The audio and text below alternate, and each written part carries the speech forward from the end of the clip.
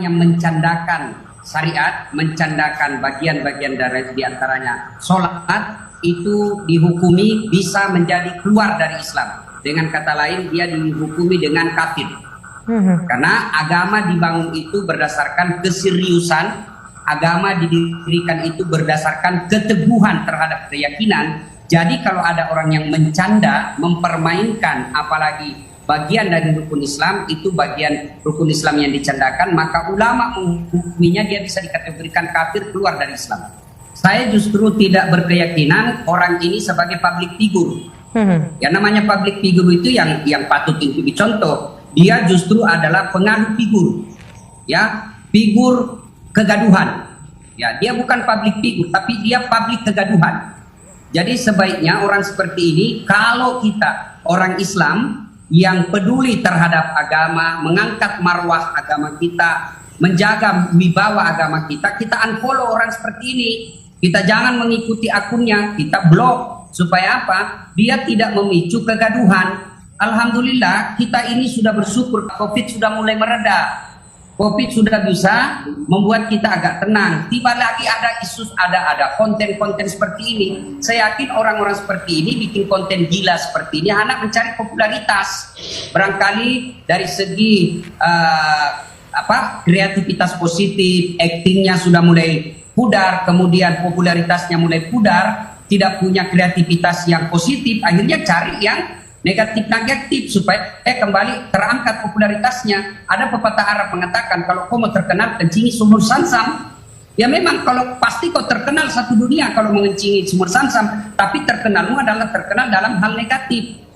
Maka saudara-saudara, ya, saudaraku seiman, ya, orang-orang seperti ini kita tidak usah rusulah, tidak usah pedulikan orang begini. Cukup kalau kita peduli terhadap agama, unfollow, blok dia punya akun, ya, jangan ikuti.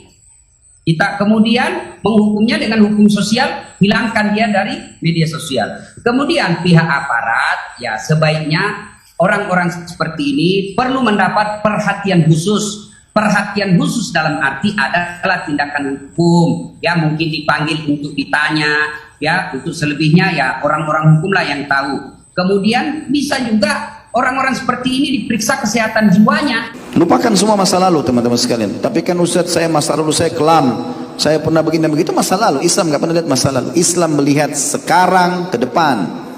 Tidak ada kata-kata terlambat. Kalau antum ketemu sama teman, lalu dia mengatakan, kamu sekarang so alim ya, sekarang begini penampilannya. Dulu kan saya tahu kamu waktu masih SMA. Jawab, iya, itu dulu. Sekarang saya sudah berubah. Wajar, jawab itu.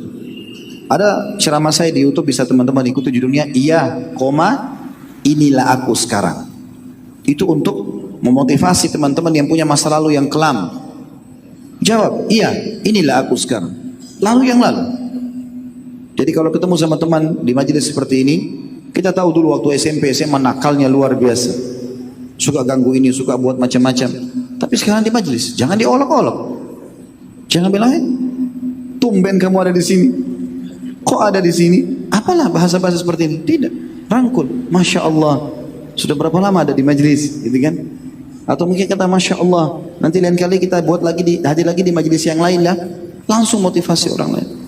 Ada seorang wanita subhanallah di Masjid Nabawi di Madinah, punya masa lalu yang kelam, tapi kita tidak tahu siapa orang ini. Dia cuma sekedar bertanya pada seorang syekh melalui sebuah kertas dikirim dan dikatakan, syekh, saya punya masa lalu yang kelam. Sekarang saya sudah tobat. Bisa nggak saya mendapatkan laki-laki soleh? Kata syekhnya, tentu saja. Dan kalau kau mendapatkan laki-laki soleh, maka dia tidak akan pernah menanyakan masa lalumu. Nggak ada dalam Islam kita korek-korek masa lalu orang. Itu dulu. Sekarang ada orang malah yang buruk, dulunya baik, sekarang buruk. Itu yang bahaya. Tapi kalau orang dulu buruk sekarang baik, alhamdulillah positif saja. Karena al-amal bi khawatimiha. Amal-amal itu akan dinilai Allah sesuai dengan apa yang terakhir dia kerjakan. Kata Nabi SAW, ada orang telah berbuat amalan ahli surga sampai tidak ada jarak antara dia dengan surga kecuali satu jengkal saja. Lalu kemudian dia melakukan perbuatan ahli neraka, maka masuk dalam neraka. Dia ibadah sekian tahun, akhir hidupnya murtad. Naudzubillah. Satu kalimat, saya keluar dari Islam misalnya, naudzubillah, kalimat ini dari hatinya dia ucapkan, maka ini meninggal 1 menit kemudian masuk neraka. Ada orang yang berbuat perbuatan ahli neraka, kata Nabi SAW, sampai tidak ada antara dia dengan neraka kecuali satu jengkal saja. Dia mati masuk neraka nih. Lalu dia melakukan perbuatan ahli surga. Dia tobat nasuha. Mungkin cuma sehari, mungkin cuma sejam. Allahu alam. Dia tobat lalu meninggal 1 menit kemudian. Setelah tobat, masuk surga. Kuasa Allah SWT. Jadi yang kita lihat adalah sekarang ke depan.